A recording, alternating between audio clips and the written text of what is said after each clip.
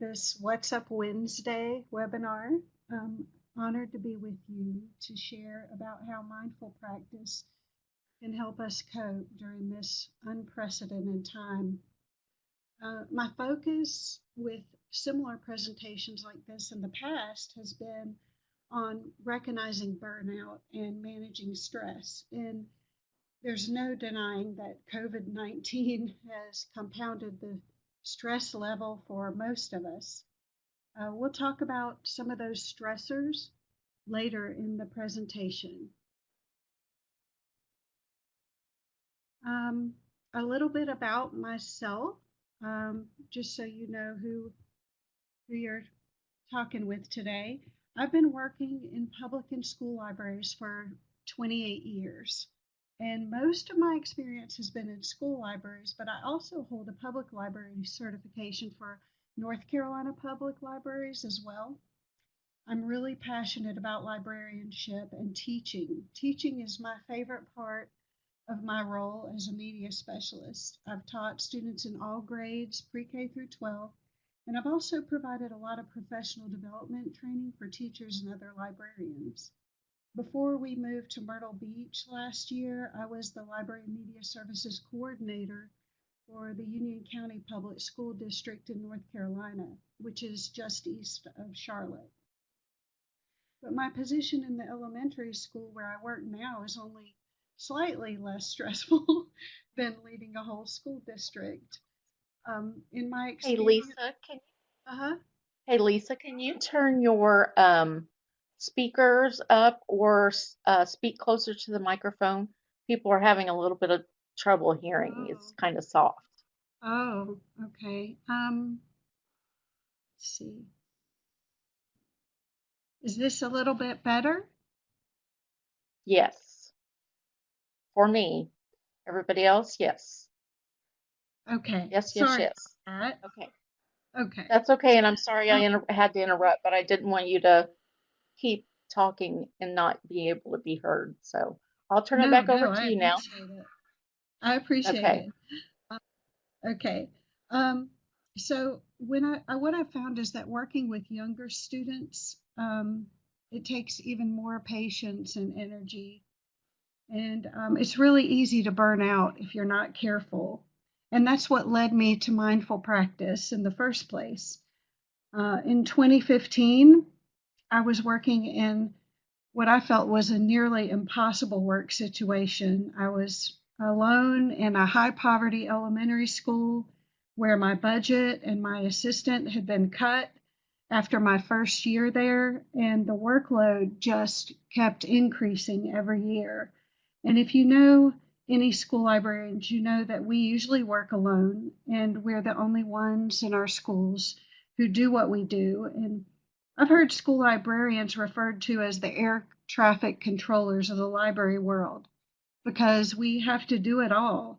We serve hundreds of students each day. We teach all day, plan lessons at night, troubleshoot technology, keep up with inventory, do the ordering and the cataloging of materials, and then it just goes on. But I worked in this elementary school for 5 years, and I became more and more miserable, to be honest, and overwhelmed as time went by. My husband, Richard, is an academic library director, and at the time he was at Johnson & Wales University. And he was already meditating and doing Tai Chi to manage his anxiety. And he was becoming increasingly concerned about my unhappiness. And he urged me to try meditation to combat stress. I was really hesitant at first, but I observed how Richard was benefiting from mindfulness. And so I got started. I had such a good experience that I eventually enrolled in an intensive 8-week mindfulness-based stress reduction course. It's sometimes called MBSR, and I'll tell you more about that later. And I also began researching the topic because I wanted to learn more. And toward the end of 2015, my husband and I co-authored a book with some of our other colleagues called The Mindful Librarian. It was published in 2016, and we all presented at ALA in Orlando that year. And my husband and I have both continued our mindful practice, and we both share our knowledge by presenting to various groups. And we also started a Facebook group called Mindfulness for Librarians, which amazingly now has more than 1,800 members. So I've included a link to the group on this slide, and I welcome you to join that group. And I also have included my contact information at the end of the presentation. So that's a little bit about me. I'd like to know more about you all. I'd like to know, on a scale of 1 to 5, what kind of experience have you had with mindfulness? With number 1 being that you've never heard of it at all, to a 5, meaning that you practice something on a regular basis. So if you want to just put that in the chat. Oh, I see. Okay. Hardly any ones. I've got a few ones. All right. And while you all are telling me about yourselves, I know that I'm speaking with public librarians today, mostly. And there's a lot of participants, which I'm really excited about. Okay. Some of you work with children. All right. Okay, good, good. All right, while you all are posting in the chat, and you don't have to if you don't want to, of course, I'm just inviting you to because that's helping me get an idea of who's here. Okay. These are some examples of mindful practice, and I'm going to talk about a couple of those. There's probably more choices than you might have known about. Some of these need clarification, though, I think. Walking meditation doesn't mean walking for exercise. It's a way of walking very slowly with a total awareness of your body, and like noticing how every part of your foot feels as it touches the ground, noticing your breath. Mindful eating is eating with great intention, very slowly. One time I practiced mindful eating and I had to eat one raisin for 10 minutes. It was pretty interesting, where you notice the smell, the taste, the texture of what you're eating. Let me see, still looking at the chat board. I'm kind of seeing where you are. Okay, well, you all do all sorts of things, I see. Okay.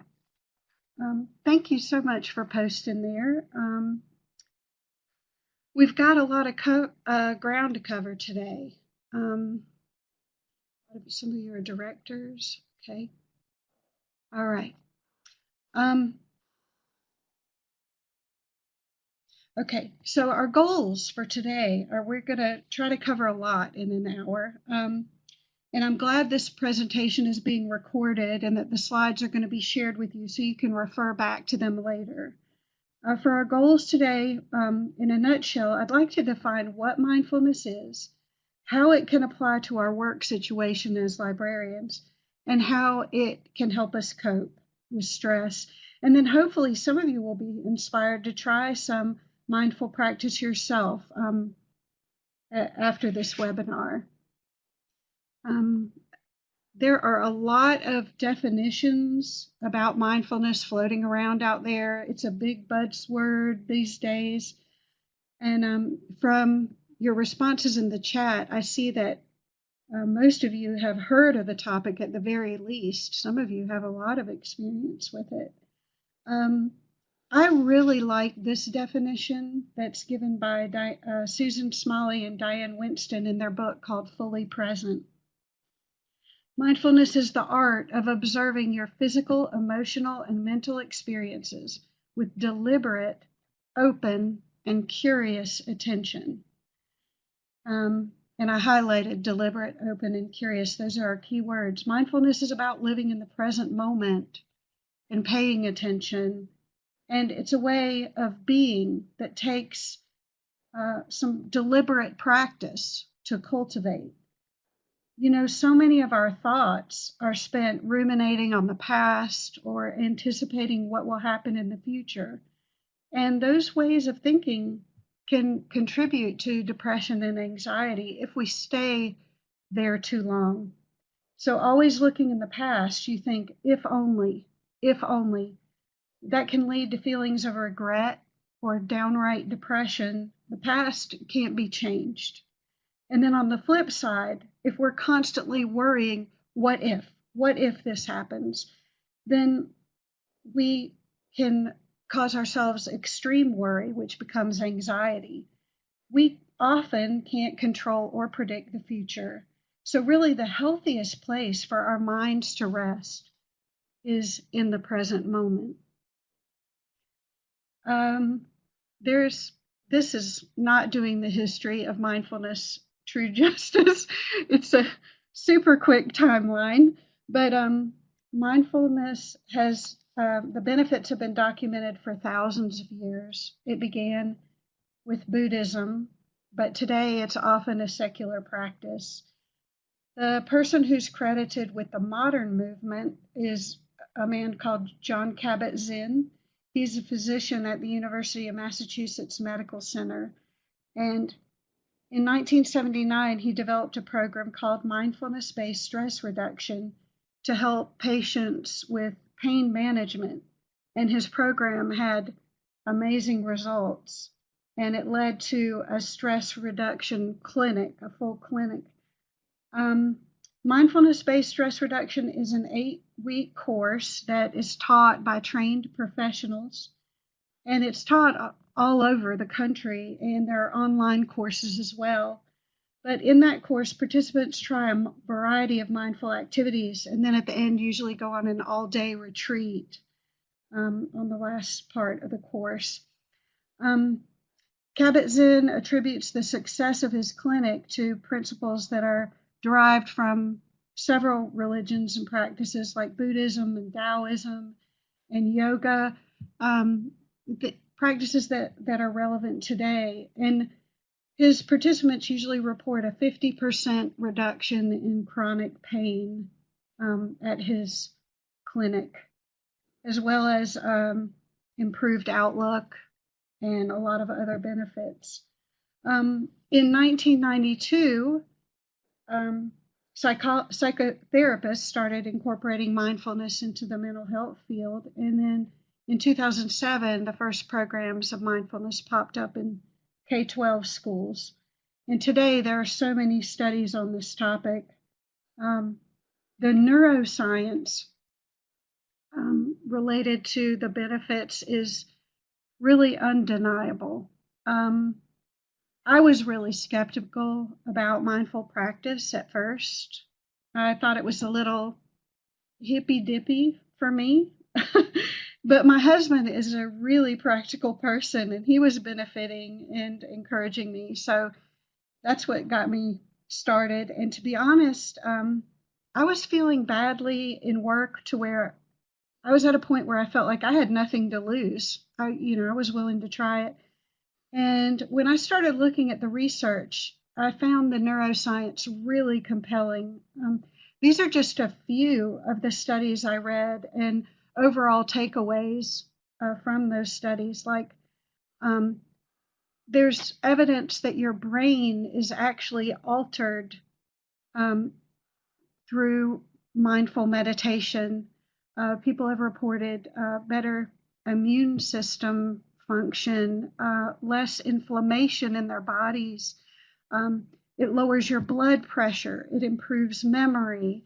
There's evidence that the stress hormone cortisol is reduced through mindful practice. These, like I said, there is study after study. What really stunned me were the findings in this book, Altered Traits by Daniel Goleman and Richard Davidson. If you're really interested in digging into the neuroscience of meditation, you might consider reading this book. Now, I want to clarify, this is not a how-to book or a way to get started with mindful practice. It provides an overview of the history of research on meditation. And as an undergrad psych major, I found it fascinating. It provides evidence about how meditation and the different ways we can meditate can alter our brains And like, for instance, over time, loving kindness meditations can really result in an increase in compassion in people. But it's also a realistic book. It talks about the limitations of meditation and some of the myths, it dispels some of those myths and critiques many of the flawed studies that are out there regarding meditation. And there definitely are some. Because I'm an educator in K-12 schools, I'm interested in studies regarding students and children. And many schools are finding that students who participate in mindful practice have improved executive functioning, less impulsive behavior, longer attention spans, more compassion, less angry outbursts and behavior problems. It just gives kids better coping skills all around. I know in the Union County School District where I was before I came to Myrtle Beach, our superintendent was really exploring this with students. Some schools are using meditation as an alternative to in-school suspension or other disciplinary consequences, and they're seeing really great results. Also, I think for kids, as technology usage and screen time increase, our mindful practice could really serve as a respite for our brains. Mindful practice can also help teachers combat stress and burnout. 500,000 teachers leave the profession every year in the United States, and that's a 20% turnover, which I think is just a shame. So hopefully more will be explored on this. I mentioned John Kabat-Zinn earlier, and I'm not going to play this video clip. I'm not going to play I have 3 video clips in here, and because they're concerned about audio and visual quality through this webinar platform, I'm going to include the clips, but I'll just touch on them. And I hope, though, that you will take time to go back and watch them later. In this video, Kabat-Zinn talks about the modern mindfulness movement, and he believes that mindfulness isn't just something you practice, but that it becomes a way of being. And he believes that our lives really depend on it. In his book, Mindfulness for Beginners, he goes into a lot of detail about the 7 tenets or attitudes that are the basis for mindfulness. And he says that those develop over time. And I agree with him on that. These are the 7 tenets or attitudes according to Kabat-Zinn. And I'd like to spend a little bit of time touching on each one and illustrate how they apply to our work as librarians and also just our lives in general. Do I need to stop for a moment before we go into that? I see there's a lot of comments in the chat. There's a question from Joni asking, is it useful for students with ADHD? Oh, absolutely. Absolutely. There are, I actually, when I just got my graduate certificate in instructional technology and wrote a paper, and the class I was taking was about neuroscience and schools and myths about our learning, like, people being right-brained or left-brained and different myths like that. And I asked my instructor for permission to write a paper about students who have ADHD, because I actually have ADHD myself. I take medicine for it, and I have found that it has helped me. And there are lots of studies out there. I had included them in my paper I was writing. I promise you, there are so many studies out there that talk about particularly in the area, like I said, of executive functioning with regards to attention span and a decrease in impulsive behavior and better focus. There's lots of evidence that it makes a big impact. So I hope that helps answer. Okay, I'm going to go back to the 7 attitudes. They are non-judging, patience, beginner's mind, trust, non-striving, acceptance, and letting go. So the first attitude is non-judging. And non-judging is a recognition that every thought we have is a judgment of some kind. And it's enough to simply be aware of our thoughts and judgments. When we're aware of our thoughts and we recognize them and our judgments, then we also can recognize feelings that we have maybe of inadequacy or negativity or defeating self-talk. And then because we are aware, we can stop or change those thoughts. There's a famous psychologist, Carl Rogers, who said the curious paradox is that when I accept myself just as I am, then I can change. And non-judging can also lead to a compassion and gentleness toward others as well. With these 7 tenets, you're going to find that many of them intersect with each other. The non-judging tenet is a really powerful tool for me personally because I can be viciously critical of myself, and I bet I'm not alone in that. We all have negative recordings that play over and over in our heads, thoughts that we've internalized, like to the point that we hardly even recognize that they're there. And we ride a roller coaster of successes and failures, and then we beat ourselves up over the failures. But if you want to be more compassionate to yourself, I really recommend this book by Kristen Neff called Self-Compassion. People who learn self-compassion toward failings and imperfections in their lives experience greater happiness than those who constantly and consistently judge themselves. The overall premise of the book is that we should be treating ourselves with the same caring and support that we would give a close friend. And I know sometimes the things that I'm talking about are not always easy to do. They take deliberate practice. The second attitude, according to Kabat-Zinn, is patience. And we can practice and learn to be more patient with ourselves and other people. Patience is about slowing down and being in the moment and acknowledging what is happening and how you or someone else might be feeling at that moment. Have you ever noticed how when we try to hurry or multitask, we actually hinder our progress or we do really poor, shoddy work? We're socialized to be impatient and hurry and not waste time, but I think that's a mistake. Patience is unhurried. We're more approachable when we're patient. Patrons who need help are going to value that in us as librarians.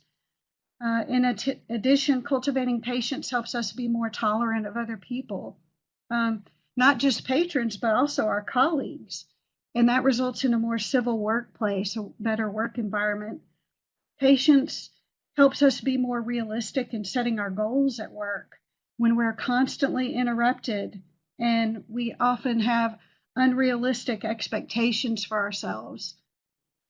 We can learn to step out of clock time and focus on each moment in time. And I know for me, being constantly interrupted and also struggling with ADHD, it's tough. It's the nature of our work though. And so I'm constantly interrupted, usually by children, and I get frustrated, but patience helped me remember that those little people that I serve, they are my priority. And I love them, and it's why I'm there. Attitude 3 is beginner's mind, and that means resting in the awareness of not knowing. We don't know it all. And sometimes we don't even know what we don't know. We all have our own ideas and opinions and preconceived notions about things or people or situations, but sometimes those thoughts get in the way of what we don't know. Beginner's mind is about being open-minded and receptive to new ideas and new perspective. And it's about giving special attention to our senses when we look at things. Like, when was the last time you stopped and smelled coffee as it perked, or heard a woodpecker in your backyard? When we pause and we use our senses, it can help us rediscover joy in our lives, in everyday things and people and events. And I really find beginner's mind helpful in work with young children. I don't make any assumptions that they have any prior knowledge about a topic, so I can approach my lesson planning and my teaching in a fresh way. Children naturally have a beginner's mind, and maybe that's why I find them such a joy to work with, because I learn from them all the time. Attitude 4 is deep listening. Deep listening is the essence of mindfulness. The attitude is called trust, but it's about trusting yourself to listen to what your body needs, or to deeply listen to other people. So I'm going to share something really personal with you. I used to weigh almost 300 pounds. And I think that was because I didn't trust my body to tell me what it needed. What I didn't do when I was stressed was go after a crazy rough day at work and have a hot fudge sundae on the way home. And maybe I did that as a reward for making it through the day, or maybe to literally swallow my feelings. But if I had listened to what my body really needed and trusted, I would have acknowledged that what it needed was a nap, or for someone to tell me that I had done a great job that day, or that things were going to be okay even though my budget got cut. We all need to learn to listen to our bodies, and that requires trust. It's a really important part of self-care. I'm not perfect. Sometimes I still regress, especially in times of this coronavirus, and resort to food for comfort. But usually that's when I'm not paying attention. Trust is also about listening deeply to others. And when we do that, we have improved relationships in all areas of our lives. Sometimes we're ready to give a response to another person before they've even finished what they have to say. And that isn't deep listening. So, we do this, I know. It's when we're overworked and we're trying to multitask, we just can't listen deeply to others. But we're in a service profession, so we need to remember that listening is key. So one place that I really see some of these tenets of mindfulness come into play is at the reference desk. We need to be friendly and approachable, and to do that, we have to have patience. The patrons are the reason that we're there, and we might have preconceived notions about what that patient needs or wants. So we really should approach a reference interview with beginner's mind. And then, of course, sometimes a patron has a hard time articulating what they need. I know we've all experienced that. And so we need to practice deep listening. So there's 3 of our mindful tenets right there in just one aspect of librarianship. Attitude 5 is non-striving. Now, this is a hard tenet for some of us, because when was the last time you gave yourself permission to just be? To just be in stillness. You know, in our society, we're taught that we need to be productive and not waste time.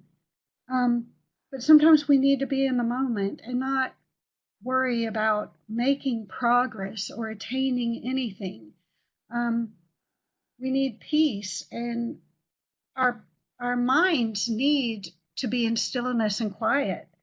Have you ever noticed how you lay down to go to sleep and your thoughts are racing in your mind and they won't quiet down? And it's because that was your first still moment of the whole day. And that's your body and your mind telling you that we need stillness. We need to take breaks. We need to take time to simply be. Allowing yourself to take breaks can help us transition more effectively from one task to another in the workplace. It can give us a greater ability to focus and pay attention when we need to. Attitude 6 is acceptance. Now, acceptance is often misunderstood because acceptance doesn't mean to just passively accept a bad situation that you might be in. It's about true awareness of a circumstance. When you're aware and you make a chance to step back and reflect and assess what's happening, when you do that, your awareness allows you to take appropriate action in the next moment. It's about being proactive rather than reactive. And I can give you a personal example here of acceptance. I've already touched on this. When I began practicing mindfulness, I was really unhappy in my work. I loved the children at my school, but I did not find any joy in my work any longer. I felt like I was a failure. I thought I needed a new career.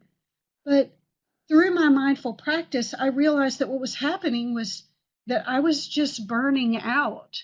And once I recognized that, then I was able to decide what my options were going to be.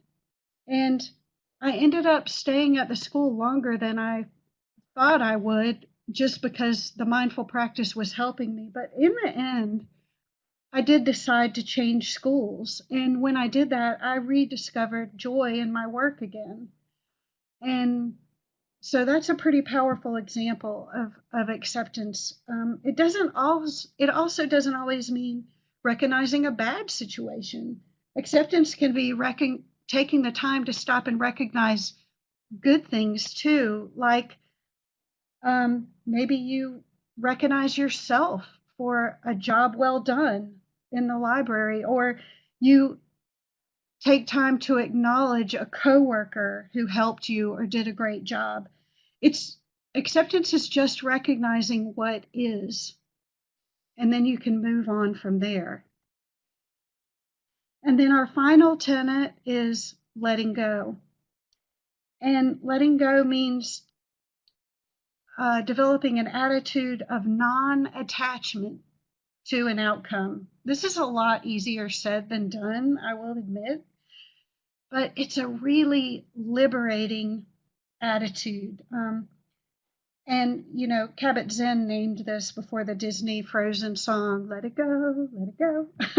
But my dad, he would equate this with his serenity prayer. It's about recognizing what you can control, what you can't control. And then if you can't control it, making a decision to let it go and not invest in the outcome.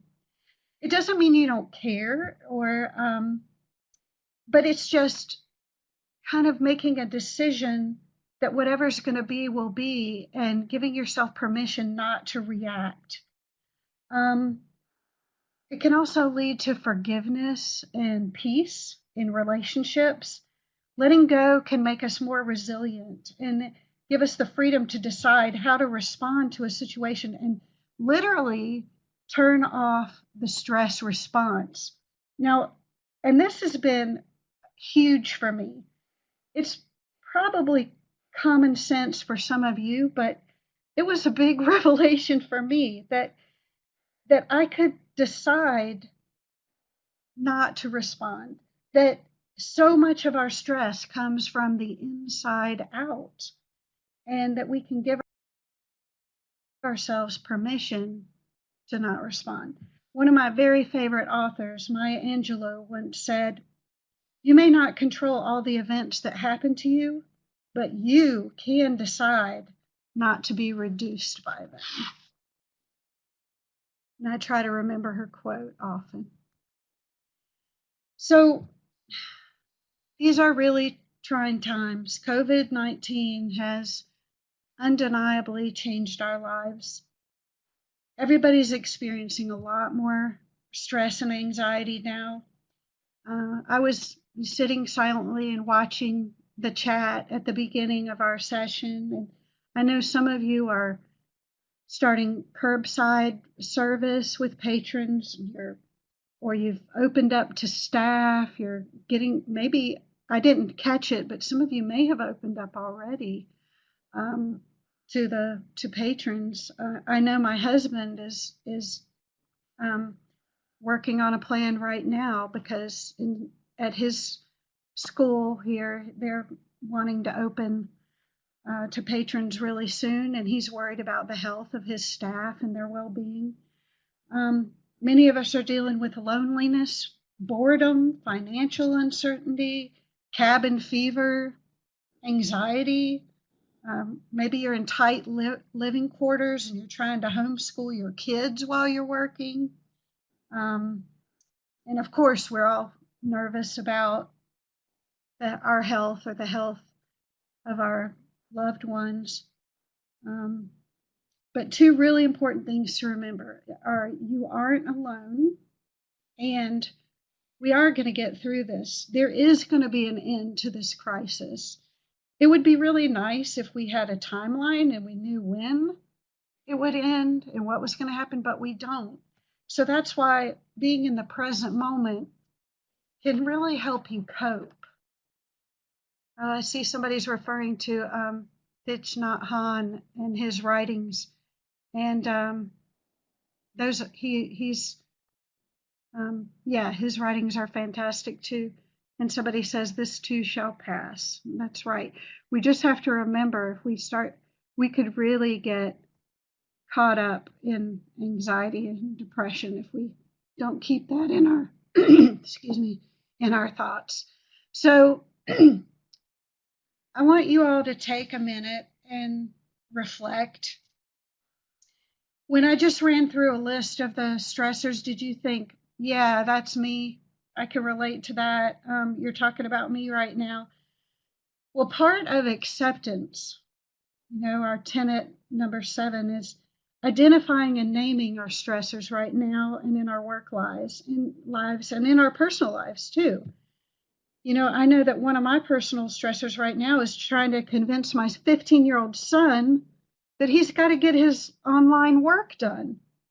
And I'm a teacher, and I feel like, gosh, if I can't motivate my own kid, how are other parents trying to homeschool even younger kids? So we need to acknowledge how we're coping now, what our choices are, and be realistic and non-judgmental and treat yourself with compassion. Are your coping skills working for you? And how well? Maybe you go for walks, or maybe you're yelling at your kid, or maybe like me, you take walks and sometimes yell at your kid. Just be honest with yourself about what's working and what isn't. Maybe you're eating too much, drinking too much, you're having trouble sleeping.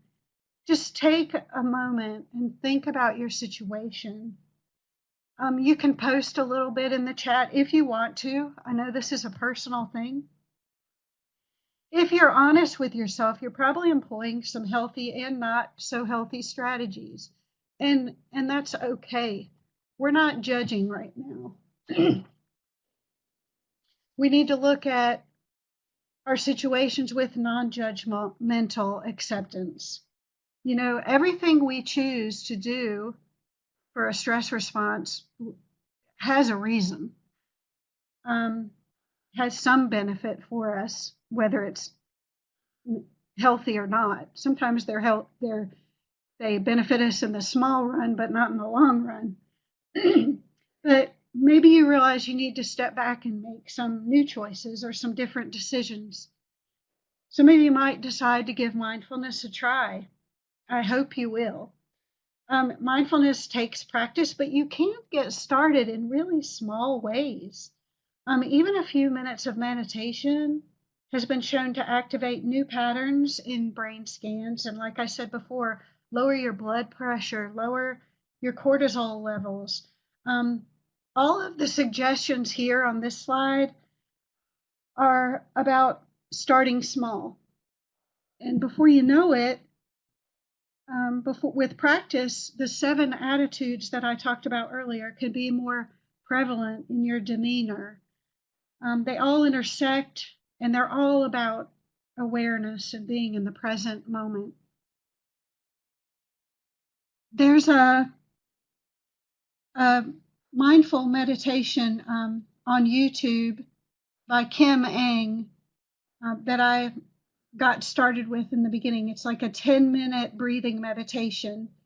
And I've got that in my references. I might be able to post it in the chat. Let me see if I can do that for you.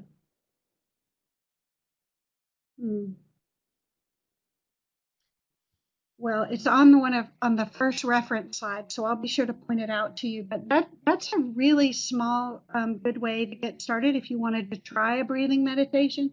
Usually with participants, I haven't ever led a mindfulness webinar before. Usually I'm in a room and I can lead participants in a loving kindness meditation or a short breathing meditation so they can experience it for themselves.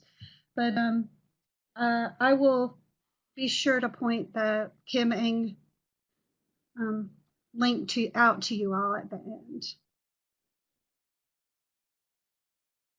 Wait, I want to go back for just a minute. So some of these things, like I said, just giving yourself permission to be in stillness. Learn to say no sometimes. After we did our Mindful Librarian book, my husband and some of our colleagues went ahead and did another book about mindfulness in libraries that I'll talk about in a little while. But I chose not to participate in that project, not because I didn't believe in it, but because at that point in time, I needed to say no. I'm getting a lot better about boundaries. We need to get outside sometimes, pay attention to the 5 senses, keep a gratitude journal. It's really hard to get depressed when you are grateful. And just be aware and try not to isolate yourselves. It's hard, but use Zoom or Google Meet or something and reach out to people and share what you are feeling, and then really listen to others as well. This book was one of the first books I've read about mindfulness, and I loved that I started with it because Dan Harris is a skeptic. He was a skeptic like me. Before I wrap up for question and answers, I want to be sure that I leave you all with some resources for you to explore. If there's one book I would recommend for skeptics, it would be this one. Dan Harris's book is called 10% Happiness. Harris, you might know he's an ABC News correspondent. And I think back in 2005, he had a panic attack on live television. And he was mortified when it happened. And then he thought it was a fluke, but his life was still so stressful, and it kept happening, the panic attacks. And he was afraid that his career was going to be ruined. So he was searching for a solution, and he ended up discovering mindful practice. And now he attests to how life-changing it was for him, and it is for him. He doesn't claim that it works miracles or makes your life perfect, but his panic attacks have stopped, and he estimates that he is about 10% happier. And there's also a short video clip on this slide, and I hope you will take time to watch it. In it, he talks about his belief that mindful practice will one day be embraced by mainstream America as kind of a healthy part of everyday life, kind of how we regard going for a run or brushing our teeth today. these are some other books that are available right now. They're just a few of many, many out there that you might find interesting. The fourth book is called Recipes for Mindfulness in Your Library, and it was co-authored by my husband and some of his colleagues, and it was published in 2019. And I'm highlighting that not so much as promotion for my hubby, although he is pretty cool, but that it highlights some of the programs and activities on mindfulness that are happening in libraries today. So I thought you might find it interesting. The Dalai Lama's Cat is a good read. It's a novel, so it's kind of a smooth, easy read. And The Buddha Walks into a Bar. There's a lot of good reading. I've got all these listed in my reference slides at the end also. Okay. Someone earlier, I see Courtney says she loves the Calm app for meditation and Insight Timer. And that's my next slide. I've got some mindfulness apps that you can try. Calm, Simple Habit, Insight Timer, and Headspace are all good ones. Most of them allow you to try them for free. I really like Insight Timer because right now that's the one I probably go to the most because it has pieces of it that are free all the time. And if it's free, it's for me. But these apps provide many types of guided meditations of varied time spans, and they're a great way to get started. When I first started meditating, I could only meditate for 5 or 10 minutes, and now I can do unguided. I can do about 30 to 40 minutes. I'm not one of those people who can just sit and meditate for hours and hours, at least not yet. But most of these apps have also curated some free tools during this time of the pandemic. I know that Calm has done so, and I know that Headspace is giving a year free to people who are unemployed during the pandemic, which I think is a wonderful thing, wonderful gift. Oh, someone's got another app called Pause. I haven't heard of that one. I bet there's lots more out there. So thank you for that.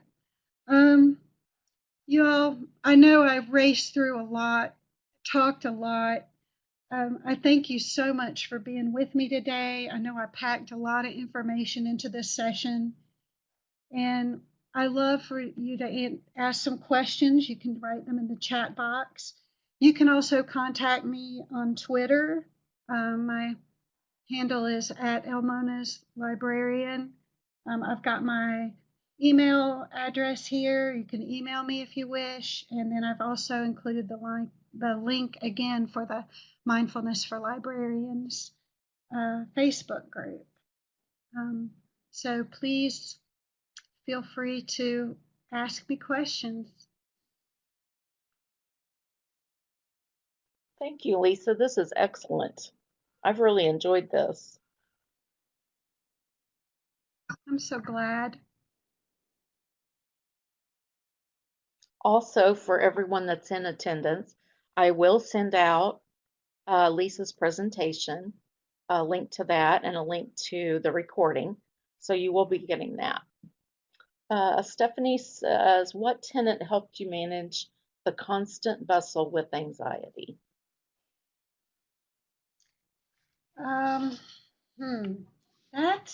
They're so intertwined.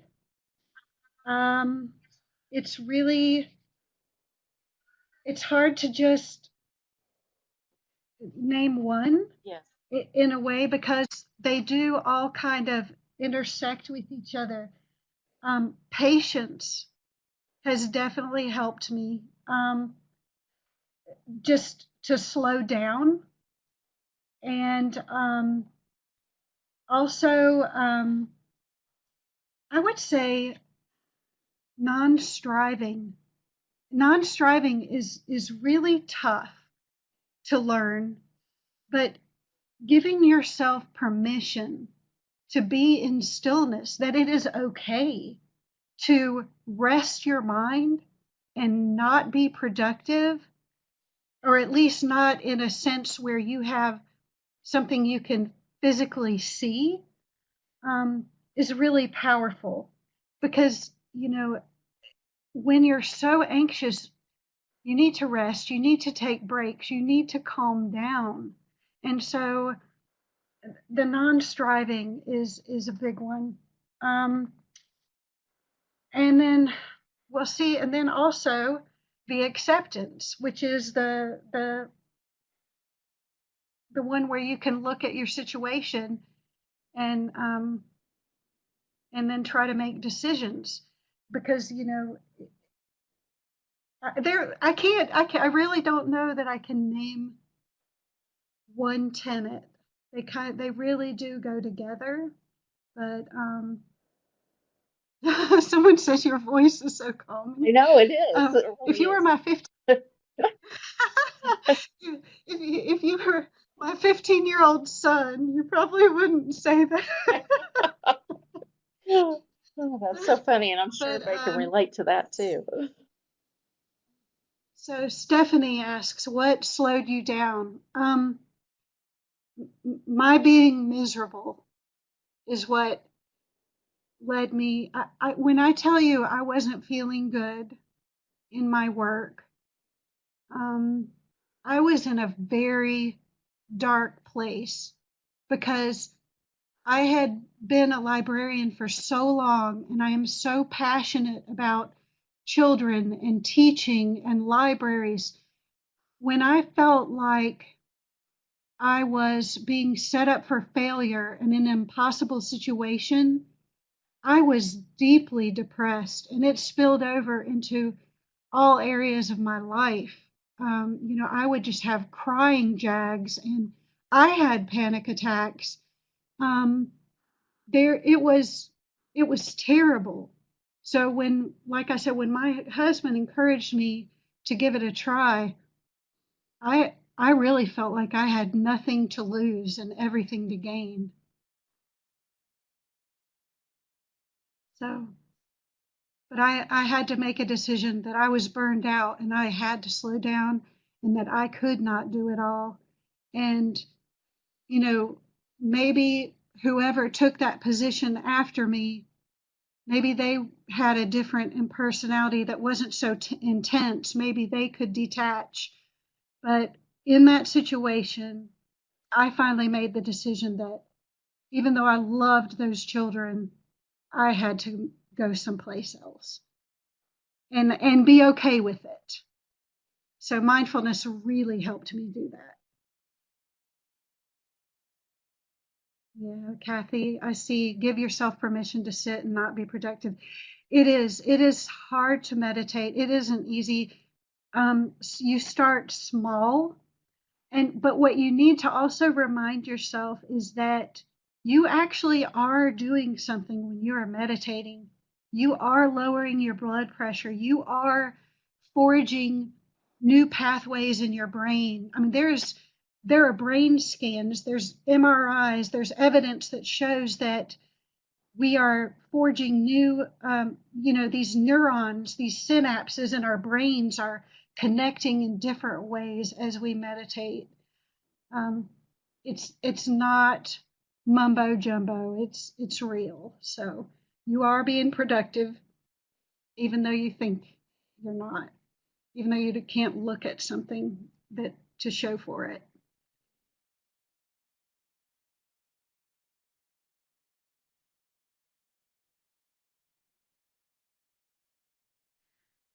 Yeah, we need to take vacations, Sheila. You might think of meditation as a little 5-minute mini vacation. Even 5 minutes, y'all, can make a difference. There will be a recording available. You all are welcome. I'm glad that there are positive comments, and please feel free to get in touch with me if you like. I know some people are dealing with some really personal stuff, and if you want to talk to me, off the grid, I'm okay with that too. Oh,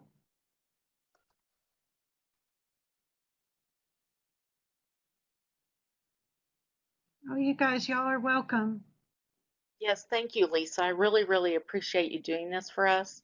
For those of you that are still on the line, I do want to point out that the LEU certificate is up there in the top, and you can download that for yourself. And I went through Lisa's resources really fast. She was busy talking. I just wanted to make sure you saw how many good resources she's got for you. I'm going to be sending that out in a follow-up email with the link to the recording to everyone who participated today, as well as everyone who had signed up and is not um, on the call. So I really, really appreciate this, Lisa. I think we all needed this so, so much. So thank you. Oh, you're welcome. If I even helped, then it was worth it to be.